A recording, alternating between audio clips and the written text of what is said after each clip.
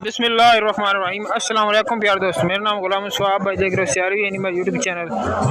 दोस्तों सालम मंडी बुलवाल जुम्मे बुध वाले दिन माशाल्लाह जी लियारी गायों और गब्बन गायों की मंडी होती है। और पहले नंबर की जो यंग ईफर खड़ी है सामने स्क्रीन पर, माशाल्लाह मोटी ताज़ी एक्टिव और तंदुरुस्त है। शोर है मंडी में, लेकिन कोशिश करेंगे आपको पूरी डिटेल लेकर दें। सेठ बच्ची धुंधी है चौगी है, बच्ची धुंधी है भाई, दो दांत है मुँह चो तो माशाल्लाह जी पली हुई बड़ी है। जिस भाई भी रखी है ना चंगी तैयारी की थी बच्ची। मेरे अपने घर की बच्ची है। सेठ कितने दिन लेंदी सून चो? बस एक हफ्ता बस।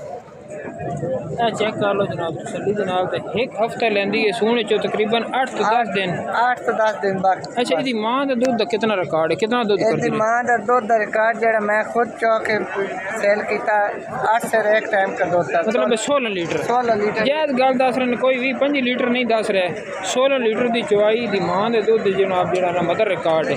तो सेठ साहब मुल के कर रहे हो? मुल 4,15,000 कर रहा है।